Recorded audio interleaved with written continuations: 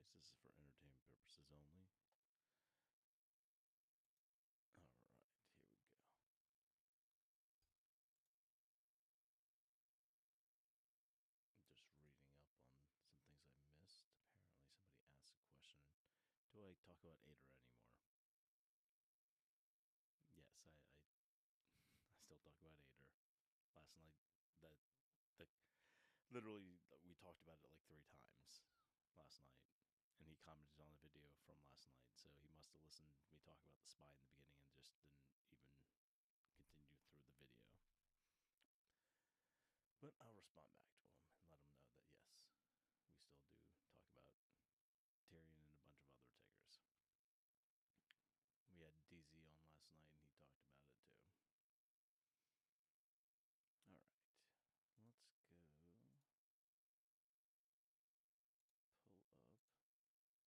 We got someone in with us now. Probably be able to see in a second. Alright. Let's get everything set up.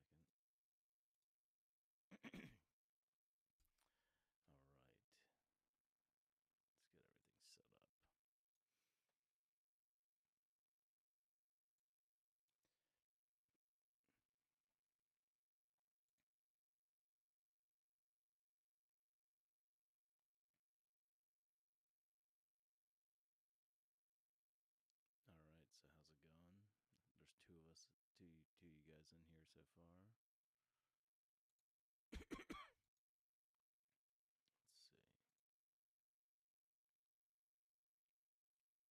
Reg filtering.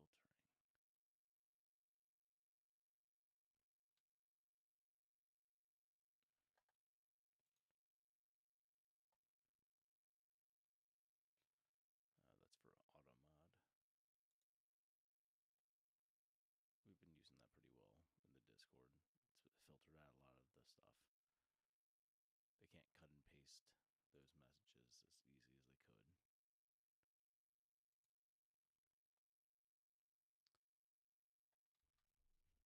Oh, can you not hear me? Hello, hello. Testing, testing. Oh, wait, here we go. You know what? I think the problem is... Can you hear me now?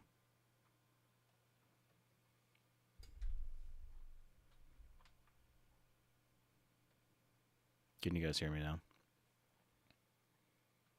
Yep, sorry about that. I forgot I turned down my microphone when I was talking to DZ, and I did not turn it back up.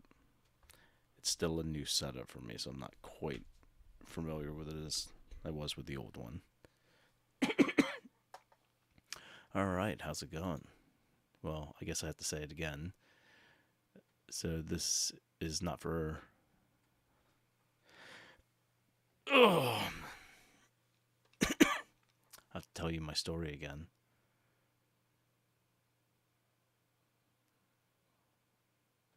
Alright, so I was talking about the SPY a little bit and how basically we talked to DZ yesterday and he called out that basically we were forming the microphone pattern and it looked like we basically hit the top of it there, and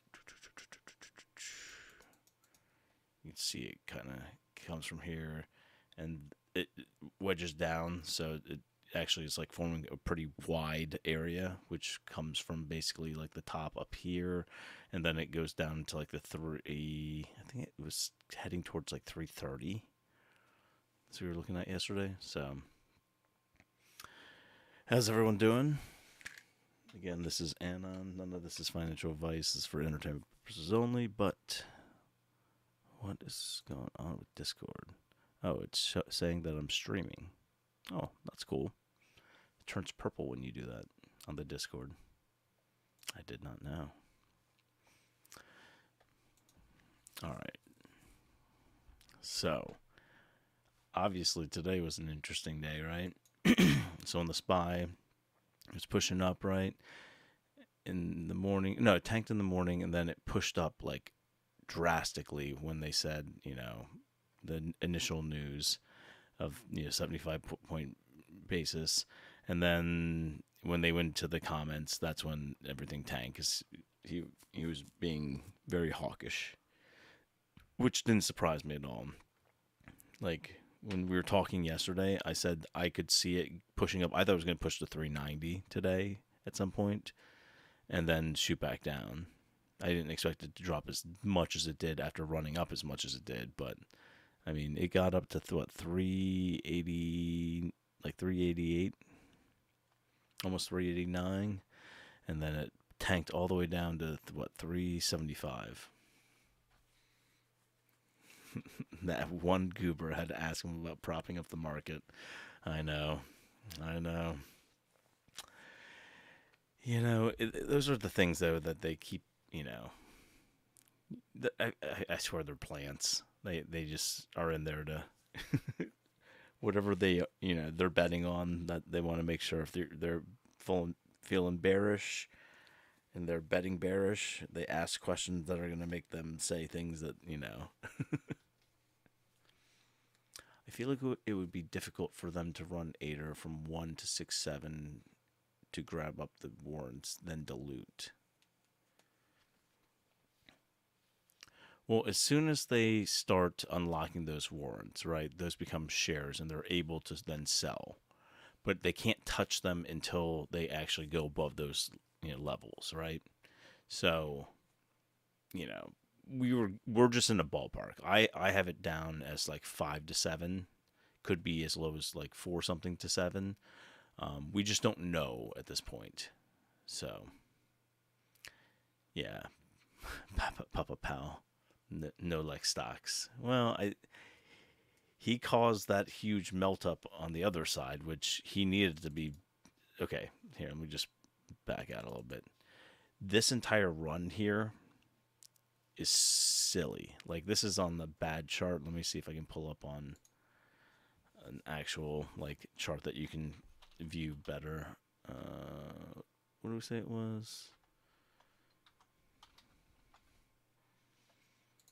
No.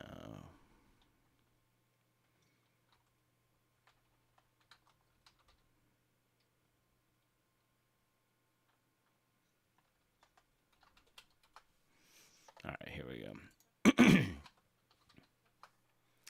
And whoever asked if I still talk about Ethereum, yes, I still do talk about Ethereum. I mean, like, literally. Hey, Andrew, what's up, brother? Been a while. What's the story with Ethereum? Ethereum's basically not trading on anything right now. There's just no volume. There's nobody basically. I think most of the people that would have sold already. So there's not a lot of buying at this point. It's just like a trickle of people buying. You still had some institutions that were in on the stock that my guess would be a couple of them probably sold when they announced dilution. That would just be my like honest opinion. Because that drop was pretty drastic. So, it could have been a mixture of, shorting with some, institutions selling and also retail bailing at the same time. At this point, if you're still in, most of the people are probably averaging down because the goal was to basically get it closer to, for me at least, I want to get closer to the warrant levels as my average. So they're at 2 and 320. Those were the two sets of warrants are. So for me, the lower I can get my average, the better. Just because, we'll see what I want to see what they say at earnings. That will be interesting to me because I want to see what their cash burn is. I want to see, like, what plans they have because we haven't heard from them in a while. The only thing we really heard from them is they've only released, little bits and pieces here and there. They're not a company that puts out a lot of PR. So, like, unlike BBIG and some of these other companies, they'll put out news when there's news, but if there's no news, then they're not saying anything. Whereas, like, I feel like people were like, the CEO, interim CEO at one point was like doing it, like, Ask Me Anything on Reddit, and just it's interesting. All right, I pulled it up for you guys. Here you go. All right, so this entire run was called by JPal. He needed to pull back, right, when it was getting like all-time highs like every week. Like we were fine. If they started slowly, yeah, no problem, Andrew. I was just going to say, in general, I think Ethereum will be fine. We'll get a lot more information at the earnings call, which is coming up. I can't tell you what it's going to do for a fact. Nobody, I don't have a crystal ball, but I know I wasn't expecting the dilution to happen until later, and they did it before earnings. And I think they were thinking that they probably could do it because they were going to release a little bit of good news saying, hey, listen, we'll probably beat on revenue. And then the next day they announced the dilution, and thinking like, oh, well, people will probably be excited, that we beat on, this is just some temporary cash. And it's like, I think that was a bit of a straw that broke the camel's back for the Tyrion, because people were finally getting used to being like, all right, well, let's average down in the twos, and as soon as they announced dilution, it just tanked. So, all right. So yeah, Powell basically caused all this, and he should have been pulling in the reins. Like, even if you were just raising like 50 basis points, quarter, like something during this time when it was just running, like you would already smash through pre-COVID earnings there, right? So this was like, the peak down, like flash crash, and then we had recovered here. Back during this time frame, during like April through like August, this was unnecessary. Like, they could have been like slowly tapering and like just raising, slowly tightening during this time frame. But they said, oh, no, we'll just start doing it in March, right? So everyone was expecting it to go, tightening to start in March, and everything was, they broke through this, resistance, and they basically just smashed through, hit the peak. This is when basically there was a lot of selling happening. I could show you that, because when we pull up, that was so the first peak was September. So if we go back here to September, right? Wait. What time frame am I on? Okay, daily, right?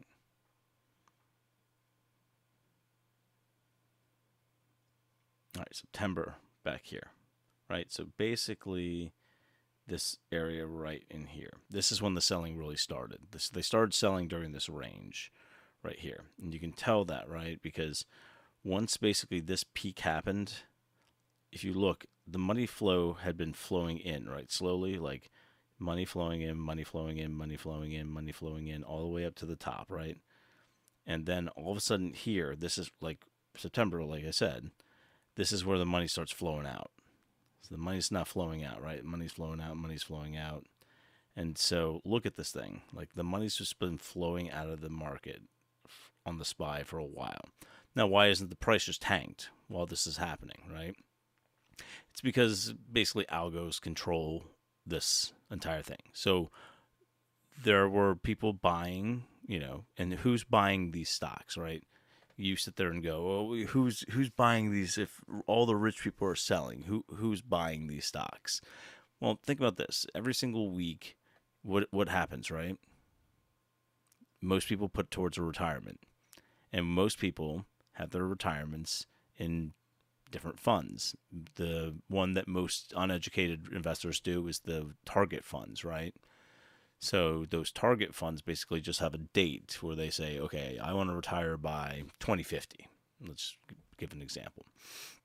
So if you say, I'm going to retire 2050, they have some sort of fund manager who goes in and basically says, okay, well, you're young now, in your 20s, you can have more growth opportunities. So we'll put you in some, small caps, some mid caps, a bunch of tech stocks, and then they'll sprinkle it in with some other things, and they'll probably diversify with some bonds, but like, that's what they're doing. They basically are allowed to be a little more aggressive when you're young, and by the time you get up towards 2050, you're starting to scale back, and you want to be basically out of most risk.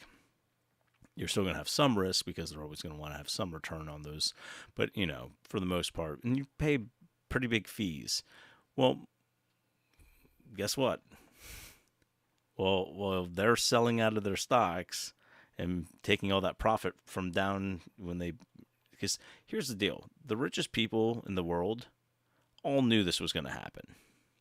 They knew beforehand, and this is the truth. Like when you have money, you have access to things that other people don't have, and it's a lot of times information. What do you think all those senators and all those people in the government were doing? They were selling. They were telling their family members to sell. Everybody was selling. This is why Congress probably shouldn't be allowed to trade, because they're getting information before the general public, and they're using that information to make themselves richer. It's because they exited here, and guess what? They probably bought back in here. And you know why? Because they were the ones deciding when things were going to reopen, and they also knew that they were going to allot a ton of money into this, and so this was going to start the new bull market, and so, you know, they're printing money like it's crazy, going out of style, and you know, look at this. Like we have this massive bull run to the top, and then this is where rich people are exiting. This white and green line. That's money flowing out of the S&P 500. And what's going to happen? Eventually it's going to tank down, right? These prices, so the blue and the purple, think of them as more like the actual price. And you'll notice it kind of follows more like, see, follows more than the other one. This one's basically just money coming in and out, and if there's a good amount of like selling or buying. This is more like how the stock actually behaves, sort of the ETF or whatever. So, yeah, I'll go in control of things. Never. What's up, Random? How are you, bud?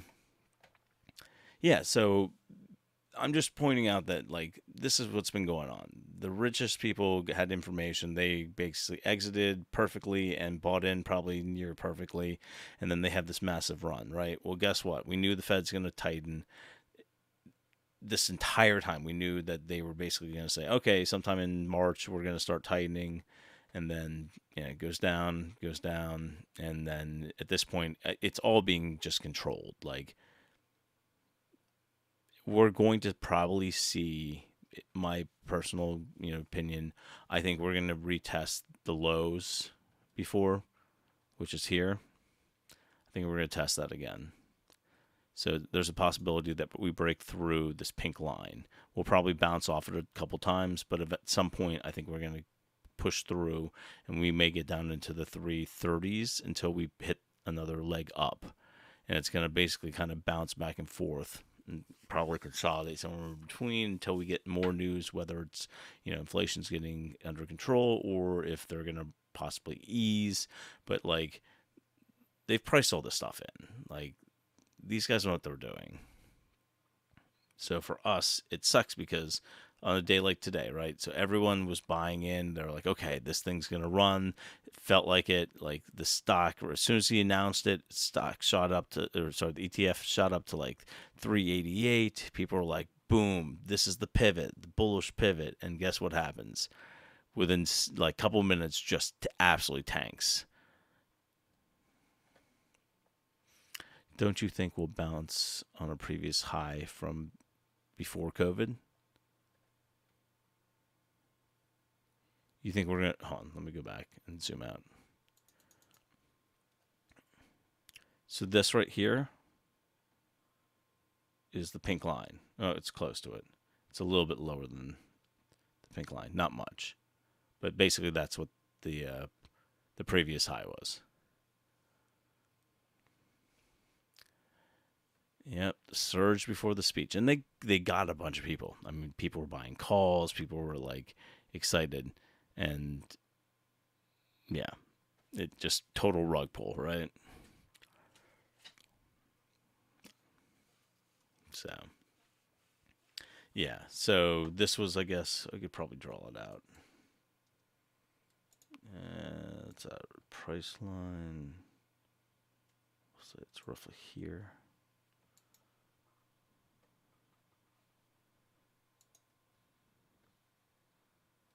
Here.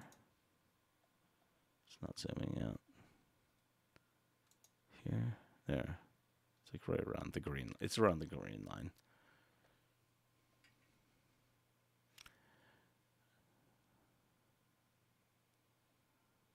Yeah, I mean, TQQ went crazy for 3 minutes. Yep. People were very, very confused when all of a sudden it dropped like a rock. I wasn't.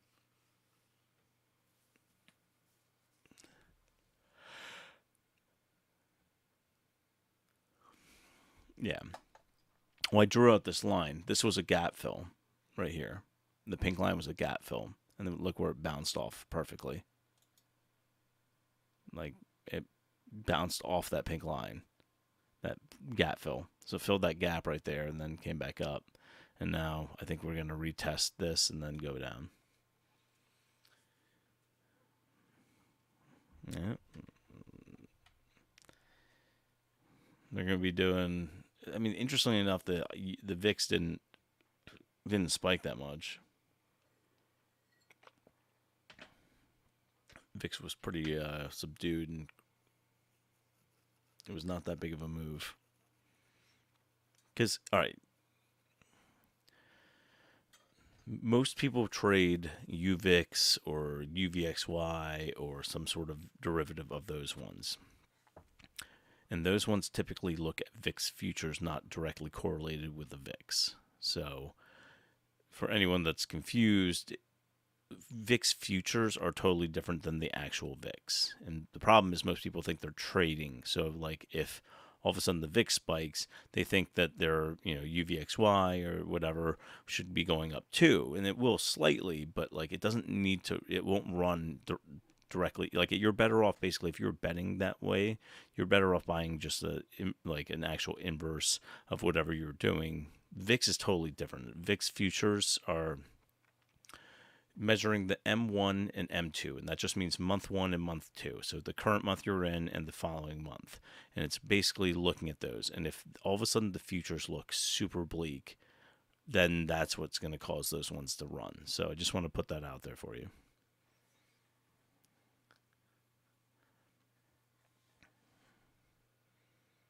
Yeah, so just throwing that out there, if you're trading any sort of VIX stocks, it's basically, most of the time starving, like, famine, and every once in a while you get to feast. When you feast, you're doing good, but, in between meals, it sucks because you're just basically watching theta decay occur every single day on everything you do, because they basically group a whole bunch of, like,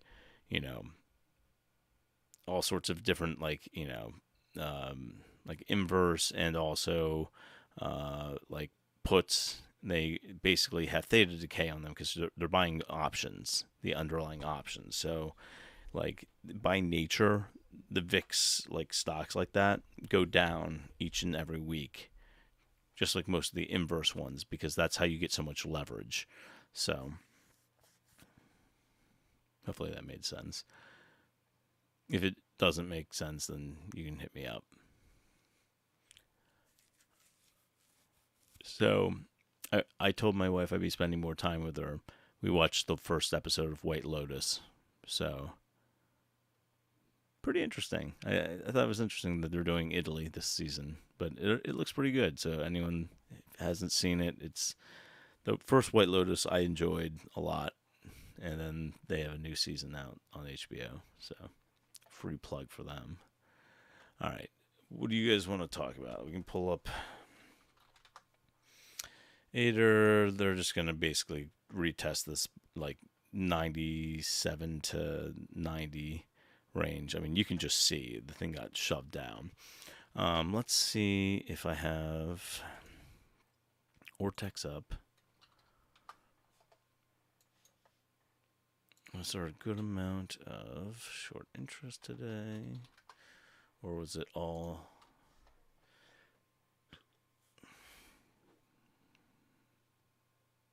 No, short interest is up.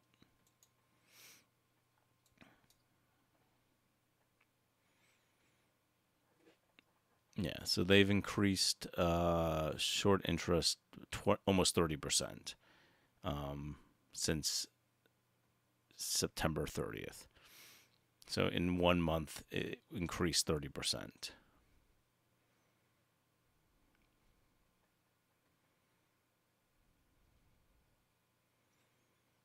.72.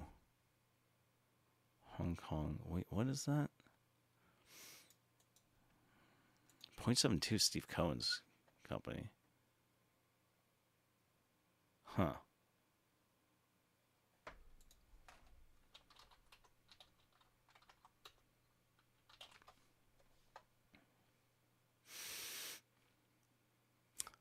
Interesting.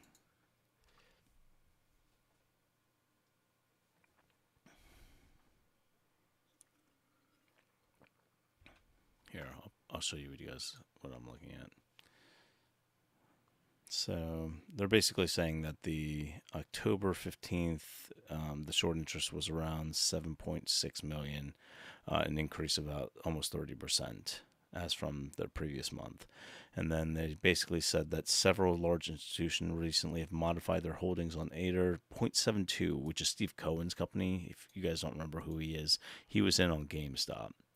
But I guess it's their Hong Kong division, acquired a new stake in Ethereum. Harvey Capital Management purchased a new Ethereum stake. These are all pretty small, though.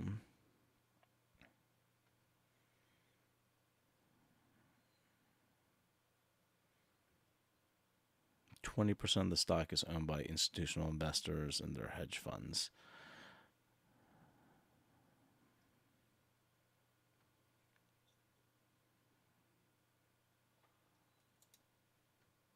All right.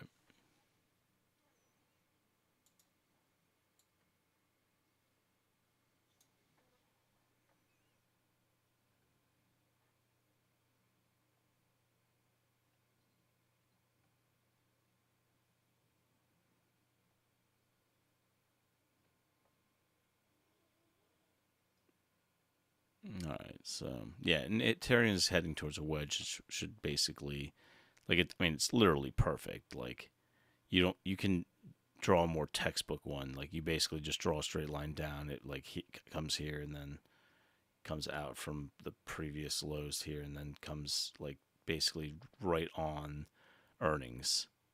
It like comes down across all these and all these. I don't think I can draw on here, can I? I've never tried to use Vortex to lines. No, doesn't look like it.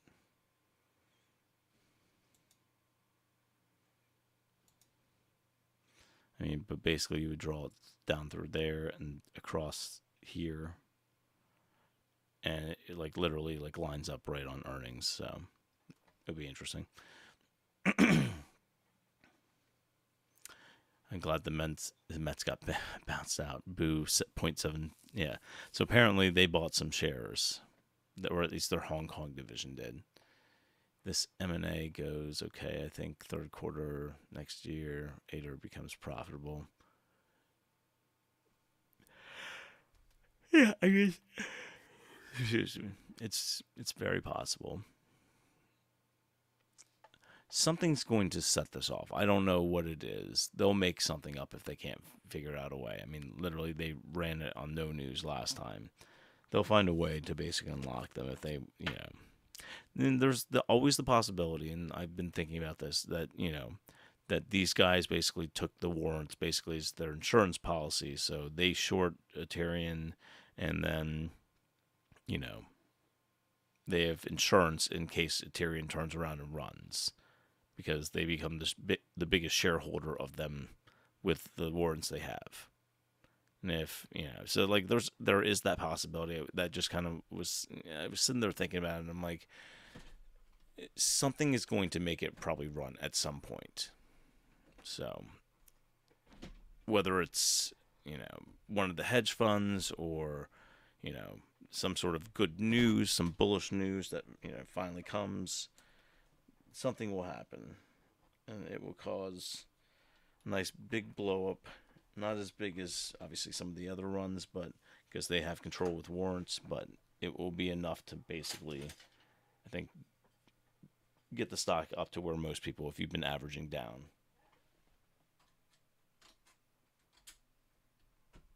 There we go. Sorry, my desk was like falling apart. Give me 2 seconds. I'm just turning. Okay, that works. All right. So there's that one. DTC took a leg down today. They also have earnings coming up. Wouldn't we see Armistice shorting the... Yeah, and that's the thing. We would see Armistice. I was just thinking about it because technically they wouldn't have to, like... Hong Kong Fui, #1 super guy. Yeah, but they would have to file something. Now, there are ways around it. You could, just like they basically said they were going to raise capital, and if they do it through a group, then they don't have to technically, like, they're not technically the owners. They're like, it's like a shell, basically.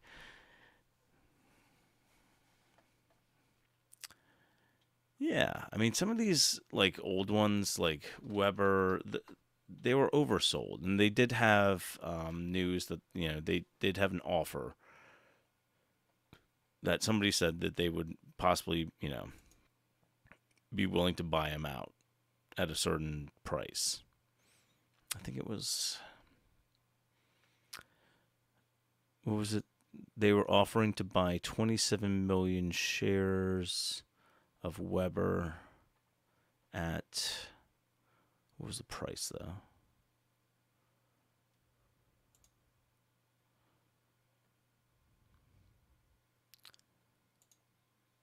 They offered to buy them at $6.25.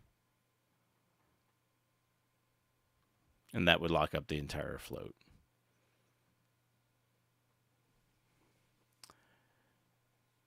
Yeah. Obviously, if 625 is already on there, but these guys have short interest. Like, WEBR has a good amount of short interest. Like, if we type in, for example, I'll just show you WEBR.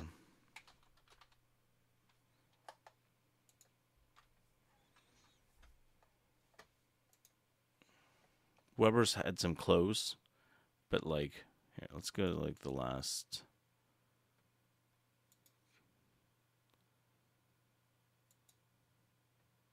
Let's do the last 12 months. 6. That's interesting. So you see, WEBR has been very, very hard to borrow for a long time. It's had a couple spikes here, but, like, for the most part, it's been pretty tough to borrow. Now, there's a large gap up here, and that makes me nervous, obviously, because it gapped up here, but I don't think they've actually... Let's see what the short interest is. So if we do live short interest, they still owe like 6.7 days. The cost to borrow is in the 20s. But yeah, you look.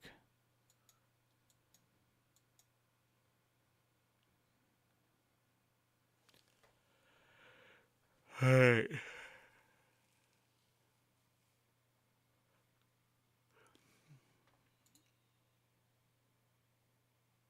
You want me to look at PXMD?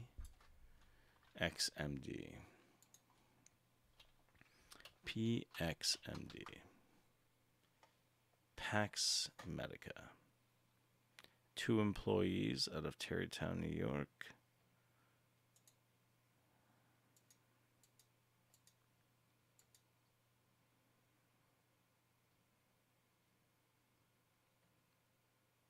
Antiprunergetic drug. What is that? Does that mean anti-wrinkle or something?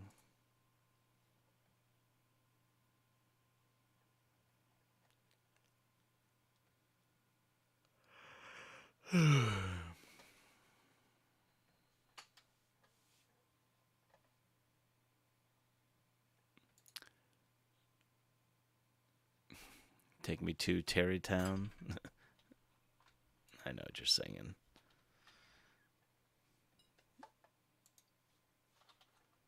All right.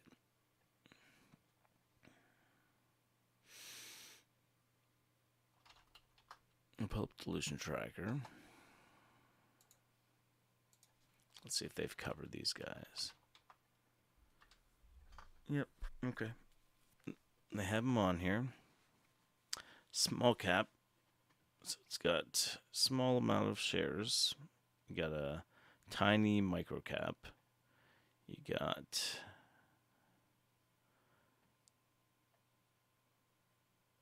they don't burn through a lot of cash. Less than $1 million a quarter. I mean, they do have warrants that are not registered from the IPO.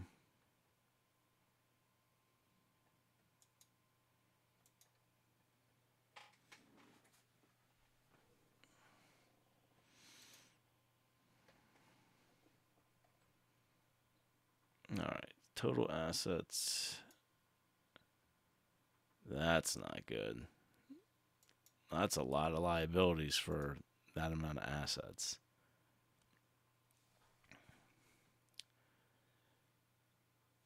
Yeah, but I mean, I just want you to look at this from just a like optics standpoint. You've got literally 556. I'm guessing that's millions. All these are listed in what? We'll just say it's a half billion, right? No, it's not even a half bit. It's literally 556. If this is being correct, no, because they're using millions here, as in like. Okay, yeah. So basically, these guys have total assets listed at 500, like a half billion, like 556 or K, half million. Sorry, and then they have 8.4 million in liabilities. That means your shareholder equity is basically negative, almost 8 million. It's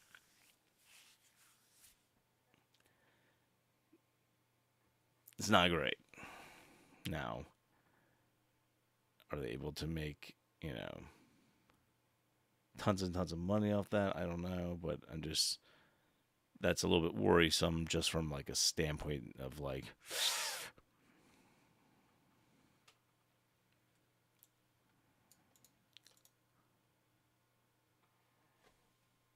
I mean, so it doesn't have high short interest, so just curious, is this basically like treatment of disorders, neurological symptoms for neurodevelopment, including autism and these other ones? They're developing a drug.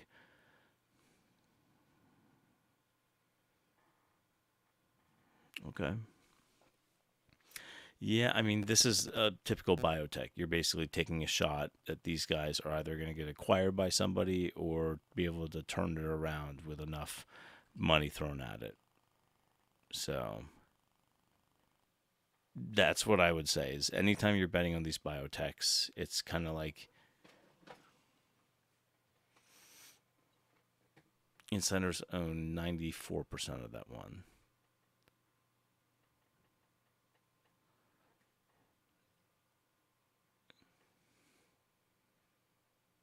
Where did you see that insiders own 94% of that one?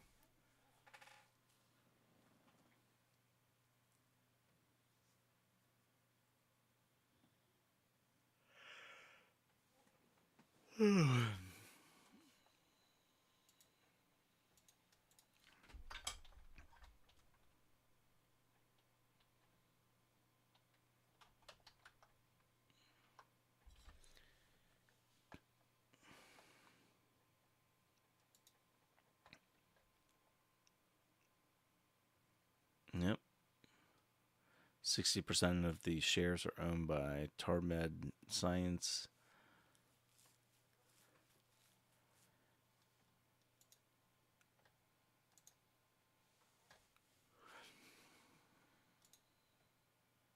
And nobody's bought or sold it.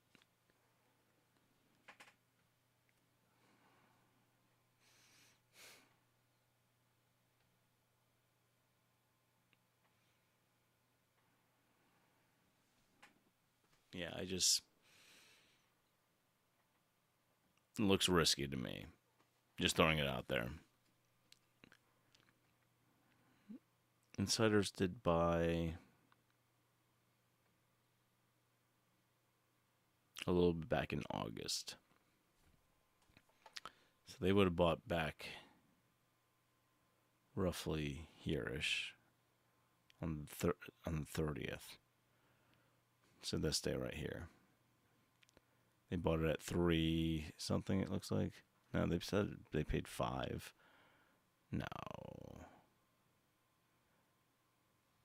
I don't know. Price 5.25, but on the 30th of August, which is right here, that's the 30th of August. That's not 5.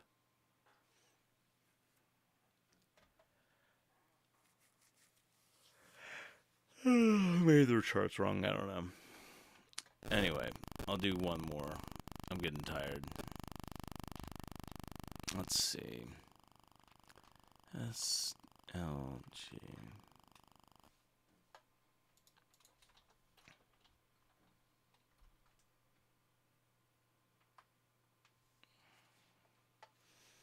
All right, so SL Green Realty. It's a REIT, which is a real estate investment trust, for anyone that doesn't know. And they basically are like, they rent properties and manage them and stuff like that. All right. Institutions don't own any of them. Yet they have a 2.53 billion market cap.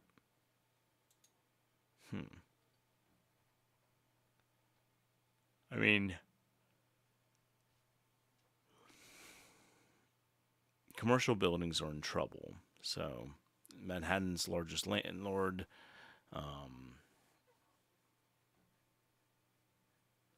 they own 88 buildings. But as everyone knows, with the pandemic, people figured out you don't have to work out of a fancy office to get work done. So a lot of places are downsizing. So that's not good for, obviously, things like Manhattan, real estate, which is probably why they've been crushed, basically.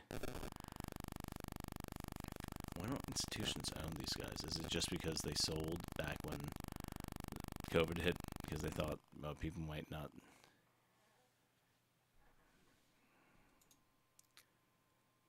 Yeah, I mean,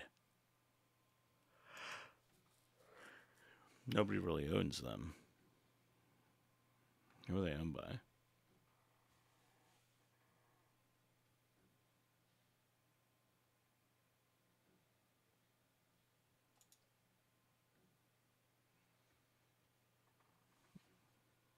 I mean, it's starting to break through, so you could see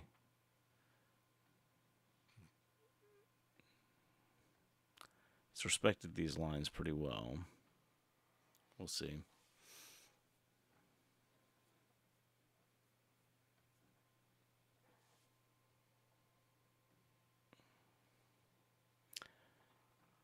Yeah, I mean, it looks like it's fine. I just don't know enough about New York's real estate market to be like, yeah, that's a good buy, but, it's definitely down from where it was, but that's kind of understandable given kind of where we're at. So, all right, guys, I'm beat. I'm tired. I will catch up with you guys tomorrow. I'll try to get down here earlier. And anyone that wanted to do the the stock challenge with me, I'm gonna set that up probably tomorrow. So I'll create an area. If you want to join in, DM me on the Discord, and we'll go from there. All right, you guys have a good evening, and I will see you guys tomorrow.